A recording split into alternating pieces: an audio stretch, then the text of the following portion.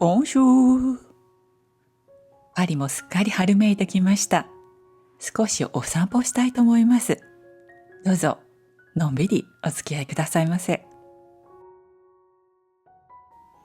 おしゃれをした人たちが横断歩道を渡っていますが、彼らの向かう先はサンシュルピス教会。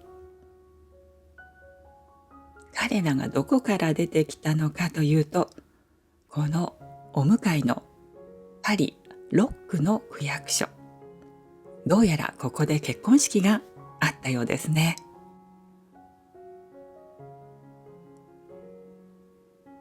子供服のブランドボンポワンのウィンドウが花盛り。こちらのディスプレイはいつも本当に夢があってセンスが良くて感心します。パリの春はまず街のウィンドウから訪れるのかなと思うくらいです。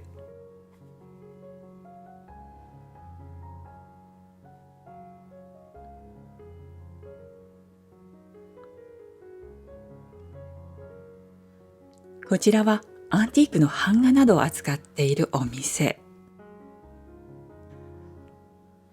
こちらのウィンドウにもまた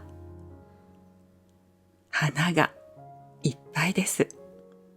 これはきっとルドゥテの手によるものでしょう。バラを描かせればこの人という感じですね。そしてこのウィンドウにも花が咲いていました。これビーズで細工がしてあるジャマンペッシュのバッグです。私がやってきたのはもうすでに皆さんおなじみのリュクサンブール公園です。マロニエの葉っぱが少しずつ出始めてきたようです。この公園にも花が咲き始めていました。ペンギョの花の下に椅子が一脚だけある。誰の仕業なんでしょう。粋ですね。私はおそらくこの季節になるたびに同じことを言っているんじゃないかと思うんですけれど、早春の花はまず黄色から始まるように思います。お向かいには水仙が咲いていました。雲が切れて光が差してくるとさらに綺麗です。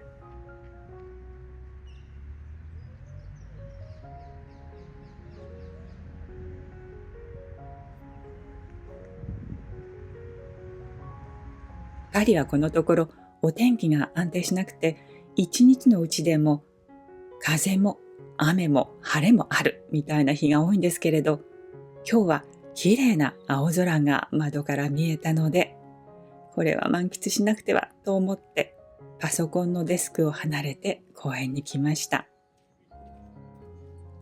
ほとんどの木はまだ冬ですけれど、ここにはふんわり明かりが灯るように花が咲いています。これはきっと彼岸桜でしょう。桜というのは私たち日本人にとってはとても思い入れのある特別な花のような気がします。やはりこうして春に他の花に先駆けて見事な姿を見せてくれる花には、もちろんフランスの方だって見とれています。今日は少し風があるのでマイクに風切り音が入ってしまっているんですが、それでも公園を歩く人たちのなんとなく楽しげな様子、そして何より鳥のさえずりが聞こえるでしょうか。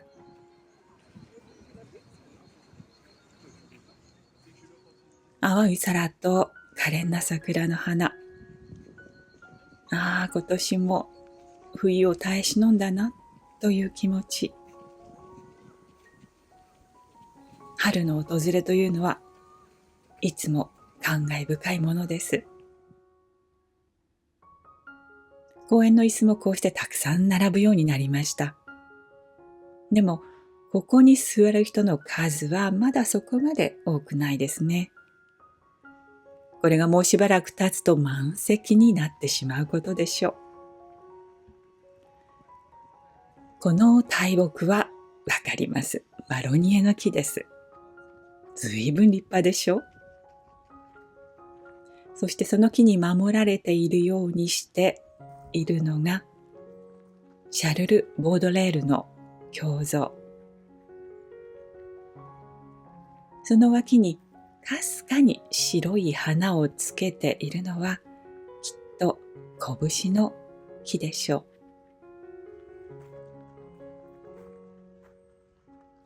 ここの蓮魚も花盛り。実はこの先のところに、私がリュクサンブル公園の中でもとっておきの花の名所と思っている場所があります。まだここには花は咲いていませんね。もしかして終わってしまったのかしら。それともまだこれからなのかしら。実はここにはとっても可憐な水仙が咲くはずなんです。これきっとつぼみ。花はおそらくこれからですね。改めてまた来てみましょう。庭園はいつも本当によく手入れされています。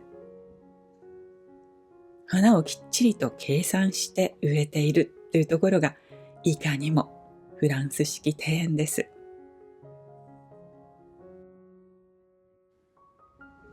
ここでコーヒーを買おうと思います。アイスクリームなんかもこれからの季節はちょっと魅力的かな。実は私、おやつを用意してきていました。ここでコーヒーと一緒にいただきたいと思います。パンオショコラ。公園の近くのパン屋さんに立ち寄ったのですが、実はパンオショコラだけじゃなくこんなものも見つけてしまって買わずにはいられなかったんです。このパン屋さんに来たのはしばらくぶりだったんですけれど、これきっと新製品。私はバニラカスタードクリームを選びました。なんかこのパリッパリッという感じのテクスチャー、美味しそうでしょう。もう食べかけのところでごめんなさい。でもクリームがたっぷり入ってるところもぜひご覧に入れたくて。2つも買ってしまいましたけれど、さすがにパンオショコラまでは行き着きませんでしたので、お持ち帰りといたします。さあ、お散歩を続けましょう。この大きな百葉箱のようなもの、いつも気になるんですけど、何でしょう。あの辺りにも花が咲いているみたいです。行ってみましょう。花盛りの木にはまるでミツバチになったように人間が吸い寄せられてきます。もちろん私もその一人です。昨日の雨と今日の風でもう随分散り始めていますけれども、木蓮の花、今まさに満開です。そういえば私は昔々気に入って買った木蓮の柄の帯を持っているんです。けれども全然締めていませんね。花の模様の着物や帯は花盛りの季節に先駆けて身につけるのが粋とされていますから、もう今年も無理ですね。あの帯は一体いつ日の目を見ることやら。あら、拳の枝に誰かが願をかけたのかしら。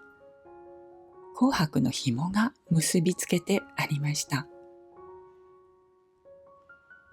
ここにも可憐な木蓮。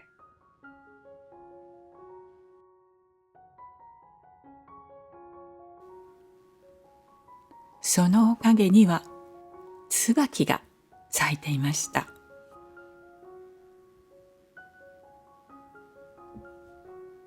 赤い椿、白い椿と落ちにけりと読んだのは誰だったでしょうね。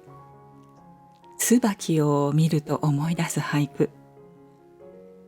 学校で習ったことって案外忘れないんですね。ここにも奥ゆかしい感じで桜が咲いていました。これは彼岸桜ではなくて山桜でしょうかね。静心なく花の散る乱。そんな百人一首の一節が浮かんできそうな花びらです。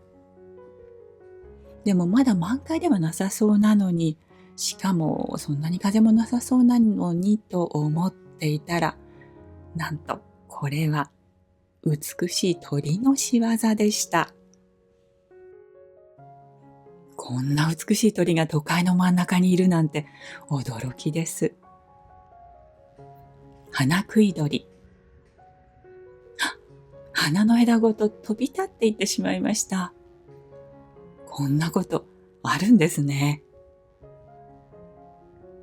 私も花を摘んで帰りたいところではありますが、公園の花を湿気するわけにはいかないので、別のところへ向かいましょう。それにしても、あの鳥は一体どこへ行ってしまったのかしら。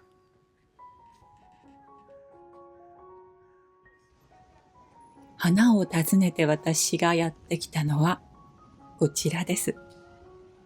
以前にもこのチャンネルの中でご紹介したことのある花屋さん、オズガーデンです。ここにも桜の花枝がありました。どうです？素敵でしょ？ここはいつ来ても本当に幸せな気持ちになれる花屋さんです。オーナーのセシルさんのセンスが本当に素晴らしくって、いかにもパリというとってもおしゃれな花揃えです。今日も本当たくさんの花がありますね。ふと思い立って来てみたんですが、いつもお忙しくしているセシルさんがいてくれました。お店の外で一目惚れしたチューリップがあったので、それを簡単にブケにしてもらおうと思います。何本か折れてしまっているのがあるということで、セシルさんは同じ系統の色のラナンキュラスを代わりに入れて束ねてくれています。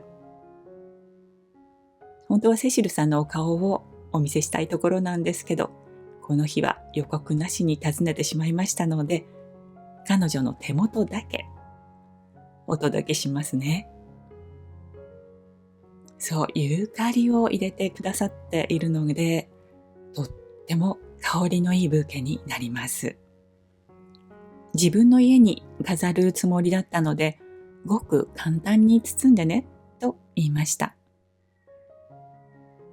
それでもちゃんとこうやって二重にして、しっかりとくるんでくれます。そして、ピンクのリボンで祝えてくれました。セシルさんのセーターと同じ色。まさに桜色。春ですね。私、このオレンジ色にほんの少し緑とか黄色の符の入っているチューリップが実は大好きなんです。頭が重くてしなって垂れてくる様子なんかも大胆で好きですね。それにしても花があるってなんだか気分がウキウキしてきます。サンジェルマン・デ・プレ、いいお天気です。最後までご覧くださいましてどうもありがとうございました。それではまた次回お会いしましょう。